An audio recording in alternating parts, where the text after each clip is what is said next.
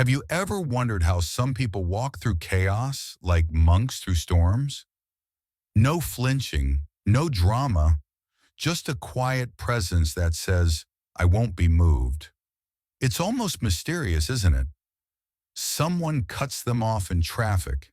They breathe. A rude comment is thrown at them. They smile or say nothing at all. It's not that they don't feel, it's that they've trained themselves to rise above the pull of reactivity. You see, most of us live in a constant tug of war with our emotions. We hear a tone of voice and assume it's about us. We read a message and our chest tightens, preparing to defend. But what if the real battle isn't out there? What if it's in here, between how the world behaves and how we choose to respond? The Stoics knew this well. Marcus Aurelius once said, "You have power over your mind, not outside events. Realize this, and you will find strength." That strength isn't loud. It doesn't need to clap back or win the argument. It is the strength of stillness, the kind that doesn't need validation because it has clarity. And when you start living from that place, something incredible happens. People lose the power to trigger you because the button they used to push, you've quietly removed it. In this video, we're not just talking about emotional control, we're talking about emotional freedom, a freedom that comes not from avoiding life, but from facing it with wisdom, presence, and inner discipline. So if you've ever felt like your peace is at the mercy of others, if you've ever wished for that unshakable calm in the middle of life's noise, stay with me.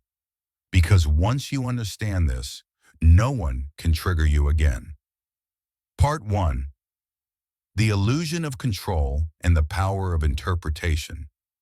Have you ever caught yourself reacting not to what actually happened, but to what you thought it meant?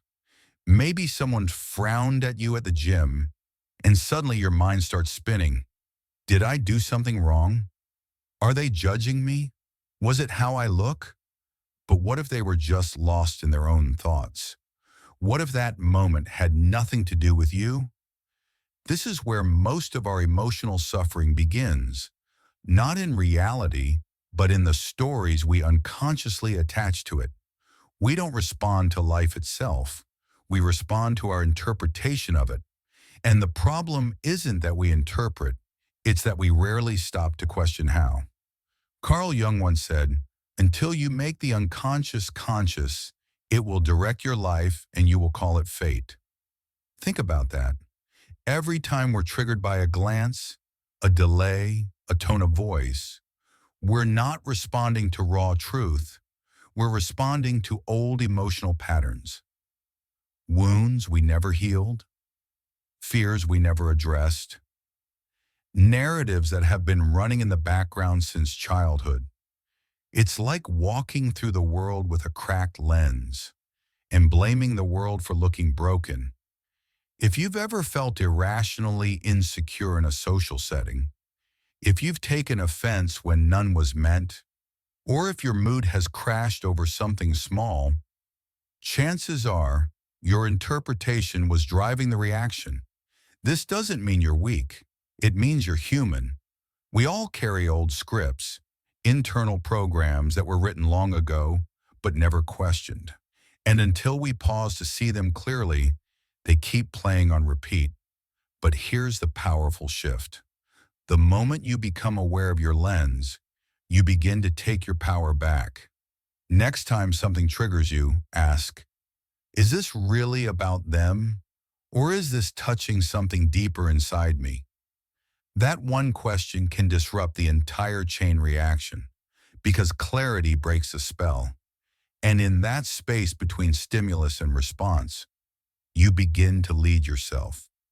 This is where Stoicism and modern psychology quietly agree. Emotions aren't enemies, but unconscious reactions steal our freedom. The more conscious you become of your interpretations, the less you fall victim to them. So the next time someone's expression unsettles you, or you find yourself spiraling over a small interaction, pause, breathe. Remind yourself, This isn't truth. This is a lens, and I have the power to clean the glass. The world may stay unpredictable, but the way you see it, that's yours to train. So, what part of you still reacts when someone else loses control? Part 2, breaking the cycle of reaction. How many times have you looked back at a moment and thought, why did I react like that? It happens fast. Someone says something off. Your partner gives you a certain look. You read a message with the wrong tone. And before you even process it, you're already in the storm. That's the thing about emotional reactivity. It's automatic. It bypasses reflection. It tricks you into believing that you had no choice. But the truth, you always have a choice. You just haven't always had the space to see it. Here's the shift that changes everything. Between stimulus and response, there is a pause. And inside that pause lives your power. Aristotle once said, anyone can become angry. That is easy. But to be angry with the right person, to the right degree, at the right time, for the right reason, and in the right way, that is not easy. That's what emotional mastery looks like. Not bottling up your feelings, not pretending nothing touches you, but learning to respond with wisdom rather than reacting from impulse. So the next time something triggers you, ask yourself gently, is this really about them? Or is this waking something up inside me? That question is more than reflection. It's interruption. It cuts through the trance of the moment and invites you to see clearly. Because let's be honest, most of the time, it's not about them. It's about the story we're carrying. It's about the wound that hasn't healed. It's about the time we were misunderstood, abandoned, overlooked, and never fully processed it. So now the present moment becomes the stage for an old script to play again. But you don't have to keep rehearsing that role. You can pause, you can breathe. And in that space, you can choose. Choose calm over chaos. Choose grace over instinct.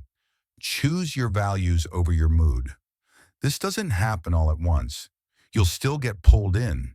You'll still feel the fire rise. But every time you pause, even for a second, you weaken the old pattern. And in its place, you begin building a new one. One where your peace doesn't belong to anyone else. One where your reaction doesn't write your identity. One where your power is quiet, deliberate, and deeply your own. Because the world will always give you things to react to.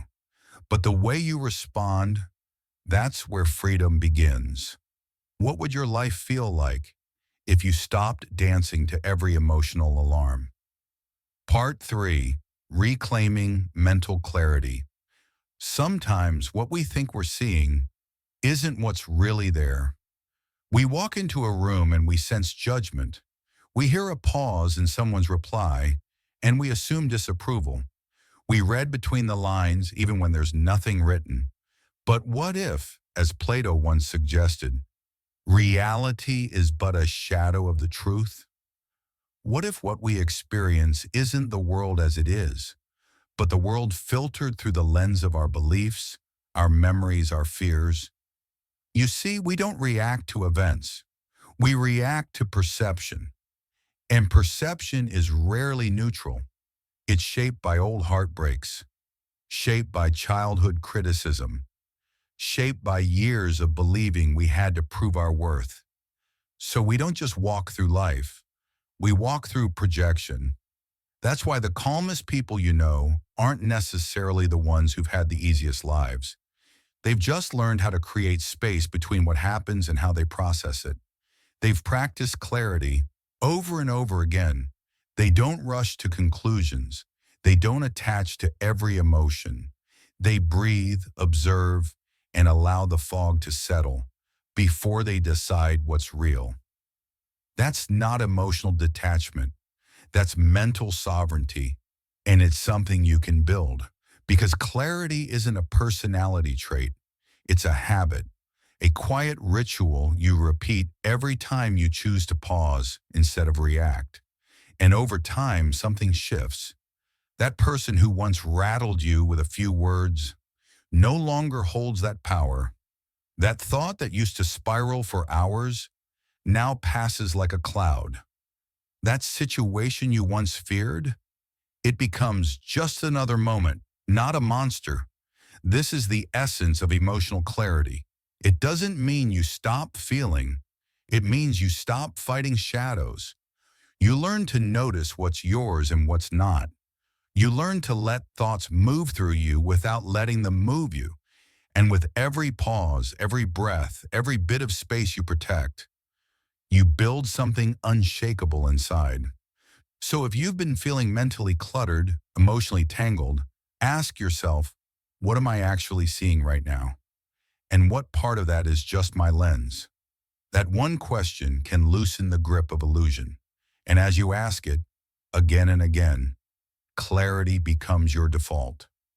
Not by force, not overnight, but gently, like mist clearing in the morning sun.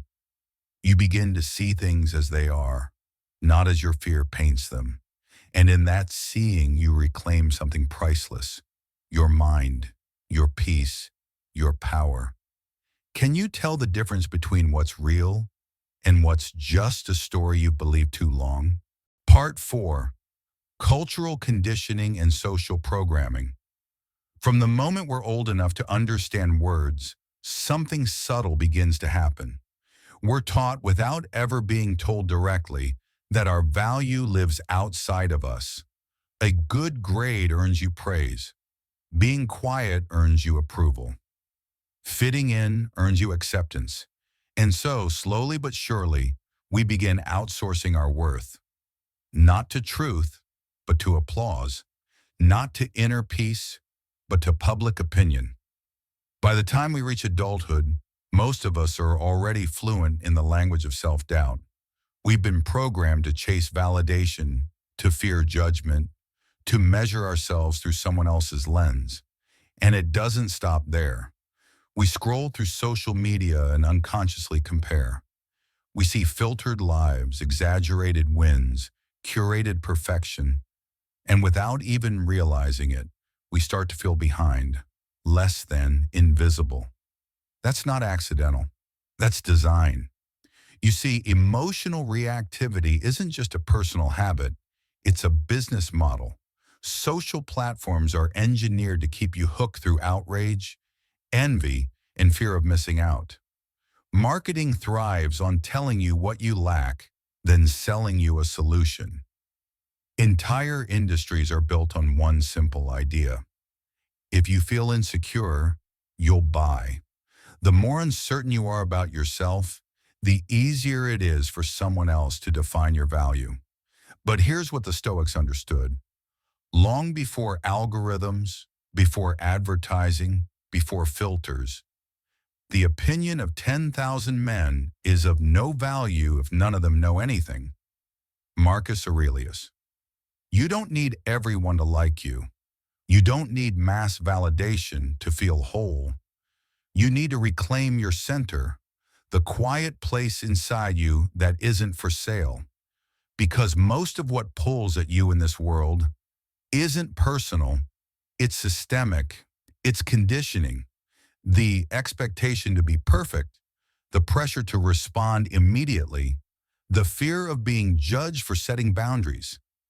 These aren't your truths. They're the noise of a world that profits from your disconnection. So let me ask you, how much of your anxiety is truly yours? And how much of it is a byproduct of programming? Because the moment you start questioning the messages you've absorbed, you begin to untangle yourself from the machine. You stop performing for a spotlight that was never meant for you. You stop dancing for algorithms.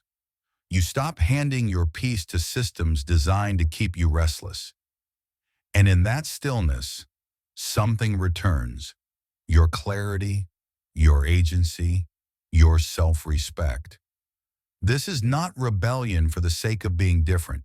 It's a quiet revolution of coming home to yourself without asking for permission. Because once you see how deeply you've been conditioned to seek approval, You finally begin to understand what true freedom feels like, and it has nothing to do with being seen and everything to do with being whole. Who taught you that your worth depended on being liked? Part 5, Emotional Manipulation in Relationships. Let's talk about something that's often invisible until it's not. Emotional manipulation doesn't always shout. It whispers. It hides in the pauses, the looks, the patterns you've grown used to. And sometimes it comes from people closest to you, not necessarily because they're cruel, but because they've learned, consciously or not, exactly how you react. They know what button to press, a well-placed comment, a sudden silence, a raised eyebrow. And just like that, your peace disappears. That's the nature of toxic dynamics. They don't require yelling or chaos. They thrive on predictability. Your predictability. If someone knows they can push fear and you'll chase, push guilt and you'll fold, push anger and you'll explode, then they don't just know your emotions, they own your responses. It's like walking through life with a control panel strapped to your chest, each button labeled insecurity, shame, jealousy, panic. And the world, especially those who have learned your patterns, knows exactly where to press. But here's the good news. You can unplug the panel, not by becoming numb, not by building walls, but by choosing consciously not to react the way you used to. Not out of coldness, but out of clarity. Not because you've stopped feeling, but because you've started mastering. Let me ask you, how often have you handed your peace to someone else's impulse? How many times have you danced to music you didn't choose, just because someone hit a familiar nerve? It doesn't make you weak, it makes you human, but it also gives you an opportunity to reclaim your response. Because when you stop being reactive, something powerful happens. You become unpredictable in the best way. You don't flinch at manipulation. You don't fall for guilt traps. You don't need to defend, explain, or match someone else's drama. You just remain steady, grounded, clear. And trust me, people notice. They may say you've changed. They may accuse you of being cold, but what they're really seeing is the absence of control they once had. And that's okay, because your peace was never meant to be their leverage. So if someone tries to pull you into their storm, don't take the bait. Breathe, pause, detach with grace. Because real power isn't about winning arguments. It's about refusing to be pulled into battles that drain your soul. This is how you begin to unplug the panel. Not all at once, but one button at a time. With every non-reaction, with every calm boundary, you teach the world. My inner world is not up for grabs. And that quietly is how you take your power back. So, what buttons are they still able to push in you? Part 6. What real detachment looks like. Let's clear something up. Detachment has a reputation problem. To some, it sounds like indifference, coldness, a lack of care. But real detachment, the kind the Stoics spoke of, isn't about shutting down your emotions. It's about rising above the noise without disconnecting from your heart. It's not apathy. It's clarity. It's not withdrawal. It's discipline. It's not saying, I don't care. It's saying, I care deeply, but I won't let chaos own me. Because when you understand your peace is sacred, you stop giving it away so easily. You stop offering it to passing comments, shifting moods, or external drama. You begin to treat your inner stillness the way you'd treat a flame in the wind, protecting it gently, patiently, quietly. Aristotle said, knowing yourself is the beginning of all wisdom. And knowing yourself means recognizing when your energy is being hijacked by things that don't deserve it. It means learning the difference between reacting and responding, between defending and discerning. True detachment is like standing in the middle of a storm and realizing you don't need to become the wind. You don't need to argue every opinion. You don't need to chase every misunderstanding. You don't need to prove yourself every time someone misreads you. Why? Because your self-worth no longer depends on external noise. You've done the work to know who you are. You've looked inward, sat with your patterns, and started building something stronger, something quieter. You don't need to shout to be powerful. You don't need to explain to be valid. You just are. And yes, some people won't understand it. They'll confuse your silence with weakness. They'll say you're distant, cold, too calm, but that's only because they've mistaken reaction for connection and haven't yet learned that true presence doesn't always come with noise. Real detachment isn't about walking away from life. It's about walking through it, steady, centered, and unshaken. It's about choosing where your attention lives. It's about honoring your nervous system. It's about realizing that not every fire requires your fuel. So next time someone tries to pull you into their chaos, don't get pulled. Don't get provoked. Pause. Observe. Breathe. And remember, power isn't loud. Real power is quiet. It's calm under pressure. It's rooted in peace. It doesn't need an audience to feel alive. You don't become less human by letting go. You become more conscious, more sovereign, more free. That's what real detachment looks like. And once you've felt it, you'll never want to trade it for noise again. Could you love people deeply without handing them control of your peace? Part 7. The Cycle of Drama and the Power of Silence. Let's talk about silence. Not the uncomfortable kind, but the kind that heals, the kind that protects, the kind that ends the cycle of drama. Not with noise, but with presence. Because here's a truth we often overlook. Drama doesn't survive on its own. It needs something from you. It needs your reaction. It needs you to bite the bait, to explain yourself, to fire back. And when you don't, when you pause instead of reply, breathe instead of argue, observe instead of engage, you starve the drama. You unplug its power source. It's not weakness. It's not avoidance. It's strength in one of its quietest forms.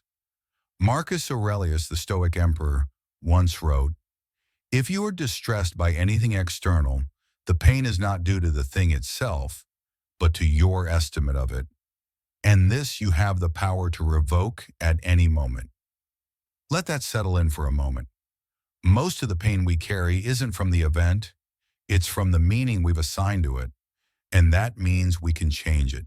We can choose not to react the way we used to. You see, we live in a world that rewards reactivity. The louder you are, the more attention you get. The faster your comeback, the more applause you receive. But that kind of attention, it's hollow. It's temporary. It doesn't heal.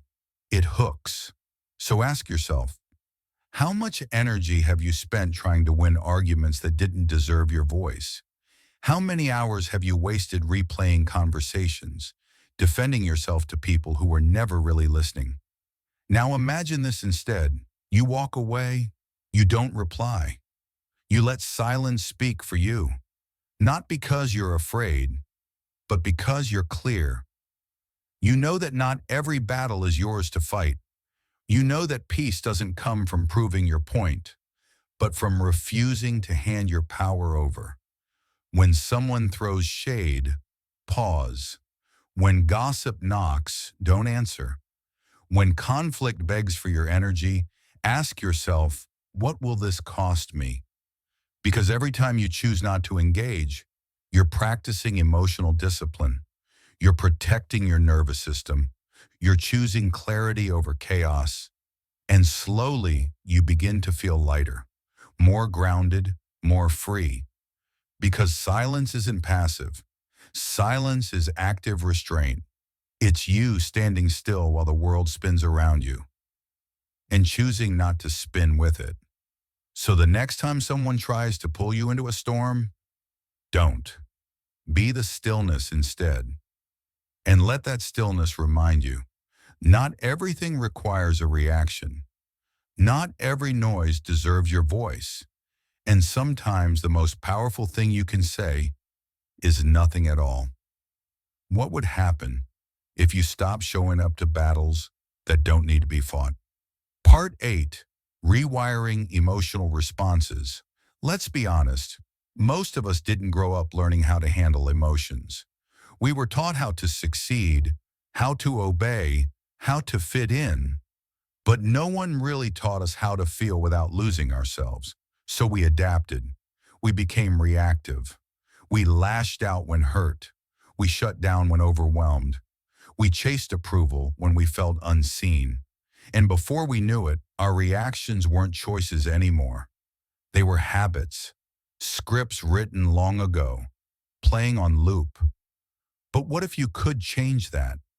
What if your brain, which once learned to survive through reaction, could now learn to respond with presence, with strength, with grace?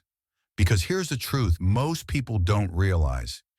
Every time you pause instead of snap, every time you breathe instead of spiral, every time you choose calm over chaos, you're not just being mature, you're rewiring your mind. You're carving a new neural path. You're teaching your system, we don't do panic anymore. We don't chase every trigger. We don't lose ourselves over every tone of voice. It's slow work, quiet work, but it's some of the most profound healing you'll ever do. Carl Jung once said, "The most terrifying thing is to accept oneself completely, because when you finally stop running from your own emotions, when you sit with your flaws, your pain, your old defense mechanisms, you begin to accept something powerful. You're not broken, you're patterned, and patterns can be changed. Accepting yourself fully, messy, reactive, imperfect and all, doesn't make you soft. It makes you unshakable, because once you're no longer at war with yourself, the outside world can't control you the same way. Criticism doesn't cut as deep. Judgment doesn't hook you as easily. You stop flinching at opinions that once stole your peace. You stand differently. You carry yourself more freely. And here's the beauty. You don't need to become someone else. You just need to stop abandoning the person you already are. So next time a trigger comes, pause, not to suppress it, but to invite in a wiser response, to say, this time I choose differently. And with that single choice, you lay one more brick on the path to emotional freedom. You're not training yourself to be perfect. You're training yourself to be present, to feel but not be ruled, to notice but not be hijacked, to lead, not just react. Because emotional mastery isn't found in the absence of feeling. It's found in the space between what you feel and what you do next. And that space, that's where your power lives. What might you become if every pause rewrote a piece of your old programming? Part 9, Rewriting Your Inner Story. Every emotion you feel is attached to a story, a narrative that plays quietly beneath your awareness, whispering interpretations, assigning meaning, shaping your identity. It's not just the event that moves us. It's the frame we place around it. Someone cancels plans. Do you tell yourself you're being abandoned? Or do you tell yourself they're overwhelmed and need space? You walk into a room and no one greets you. Do you hear, "I don't belong here"? Or do you think, "They just didn't notice me yet"? Same moment, different story, entirely different emotional outcome. And if you look closer, you'll see a pattern. When you feel stuck in pain, you're likely living in a victim story, a narrative where life happens to you and you are powerless against it. When you feel consumed by shame, you're often trapped in a villain story, a belief that you are somehow unworthy, broken, or inherently wrong.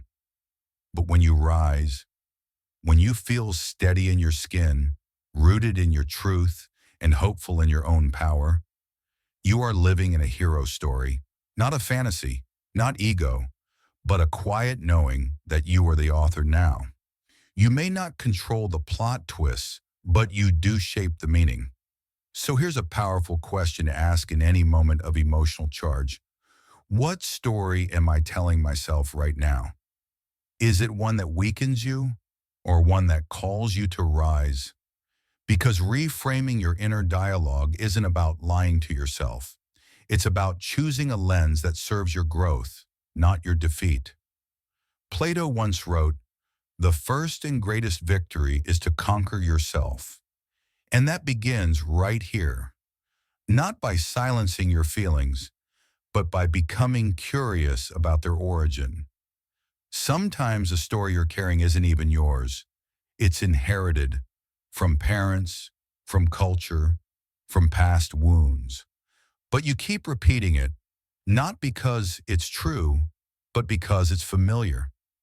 So maybe it's time to write a new chapter, one where you're not the one being broken, but the one learning how to rebuild with grace, one where pain becomes wisdom, shame becomes empathy, and fear becomes clarity. You can't change the past, but you can change the voice that narrates your future. And over time, as you rewrite your inner story, you don't just feel different, you become different, more whole, more self-led, more free. What role are you choosing in your life right now? Victim, villain, or hero? Part 10. The power of calm deflection. Sometimes the most powerful thing you can say is nothing at all. Other times it's a quiet smile, a gentle redirection, a light touch of humor that takes the heat out of the moment. You see, not every comment deserves your energy. Not every provocation warrants a war. And the people who poke at you with judgment, sarcasm, or passive-aggressive remarks, they're not always trying to connect. Often they're testing you, trying to pull you into their chaos. But here's where your quiet strength comes in. Not through resistance, but redirection. When someone says, "You don't care, do you?" You don't need to defend yourself. You can simply smile and say, "Not about things that don't really matter."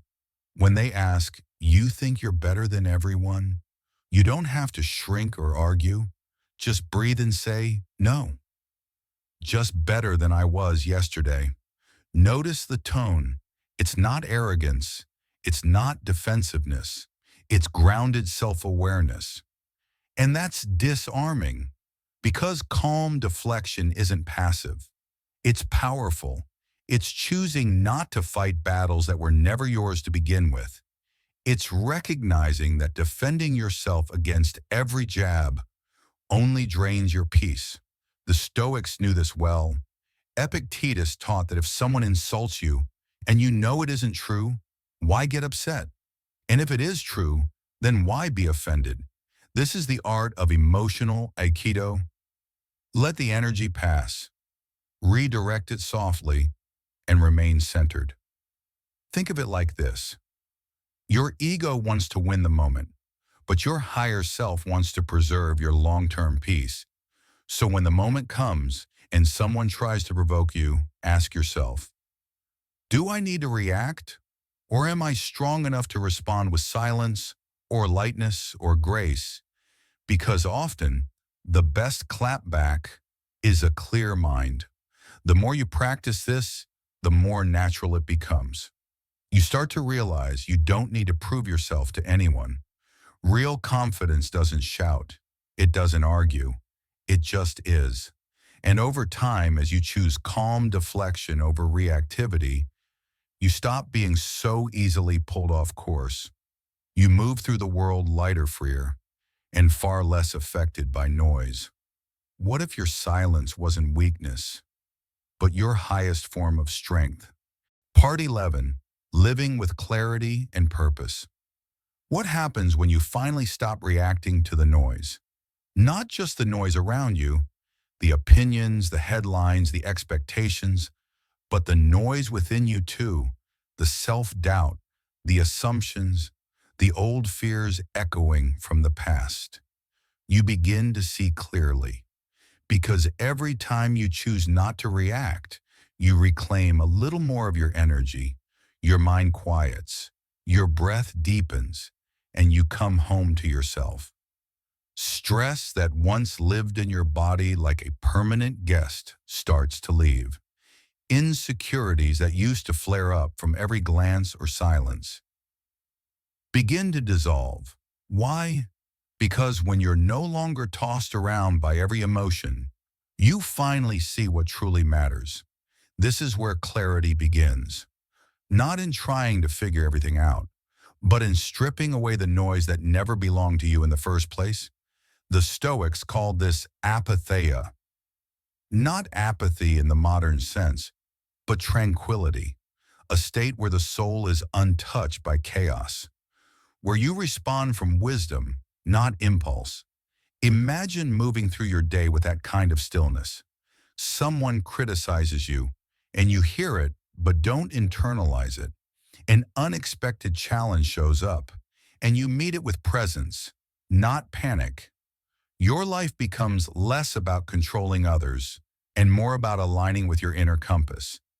This doesn't mean you stop feeling. It means you stop being ruled by what you feel. You can still care deeply, but now you care intentionally. You give your energy to people and causes that truly align with your purpose, not out of fear, not out of guilt, but from a place of grounded choice. And that's when you begin to live, not just exist. So ask yourself, if I no longer wasted energy on what doesn't matter, what could I finally build? Who could I finally become? Because clarity doesn't just bring peace, it brings direction. You stop chasing every fire to put out and start walking your path with deliberate steps. That's the quiet power of Stoic discipline. That's the gift of inner stillness. Over time, you don't just become less reactive. You become deeply rooted, more focused, more aligned, more you.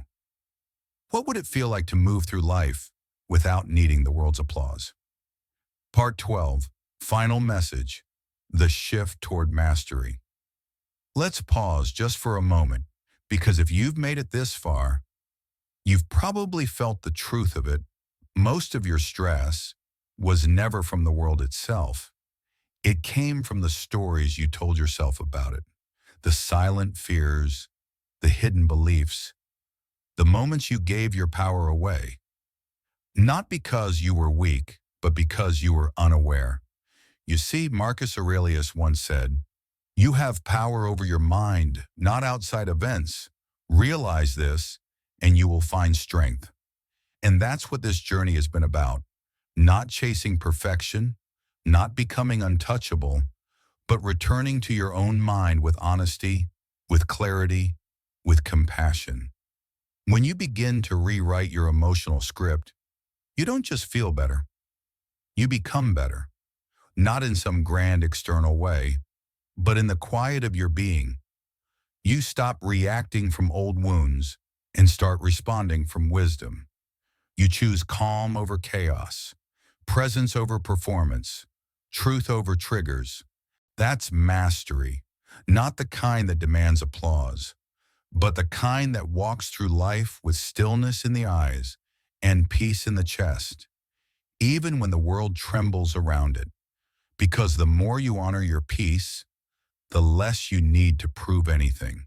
The less you chase, the less you fear. You begin to notice that silence becomes your strength, boundaries become your protection, and grace becomes your language. So the question is no longer, how do I stop getting triggered? It becomes, how do I live with deeper truth so triggers no longer own me? This isn't a quick fix. It's a daily return to breath, to awareness, to the inner home you forgot you had. And every day you practice, you build a life where peace is not the reward. It's the foundation. So here's your reminder. You are not your reactions. You are not your past. You are the author of the next sentence, the next silence, the next step. Choose with presence, live with clarity, and walk forward. Not harder, but lighter. Because mastery was never about control. It was always about alignment. So, are you ready to stop reacting and start leading yourself? The quiet freedom you can't unsee. Let's be honest. Choosing not to react doesn't make you cold. It makes you clear. The world may not understand the shift at first. They'll say, you've changed. You don't care anymore. But it's not that you care less. It's that you've stopped leaking your power into things that don't deserve your peace. That's the difference. True detachment, at its core, is not apathy. It's not numbness or retreat. It's wisdom in motion. It's the ability to witness life fully awake and say, this doesn't belong inside me. And there's nothing passive about that. It takes tremendous strength to stay soft in a world that pushes you to react, defend, explode, or shrink. It takes deep inner clarity to sit with a trigger and not feed it. See, the world profits off your reactivity. The news cycle thrives when you're afraid. The algorithm lights up when you're outraged. People feel powerful when they can provoke you. But once you taste real freedom, the kind that lives in stillness, not noise, you can't go back. You start choosing your energy like it's sacred, because it is. You start speaking less, but more truthfully. You move slower, but more deliberately. You detach, not to escape, but to see more clearly. And yes, you'll lose a few things along the way. Old patterns, surface-level connections, the need to always be understood. But what you gain is worth everything. You gain peace that doesn't rise and fall with the room. You gain emotional strength that doesn't need to be loud. You gain the quiet conviction of someone who knows who they are. That's what this whole journey has been about. So if someone ever asks you, why don't you react the way you used to? Smile and say, because I finally learned how to protect my peace. That's not detachment. That's evolution. And once you find that still place inside, you won't want to live anywhere else. So go live from that space. Not louder, but deeper. Not colder, but freer. Because clarity is your power now, and the world can no longer pull you out of it.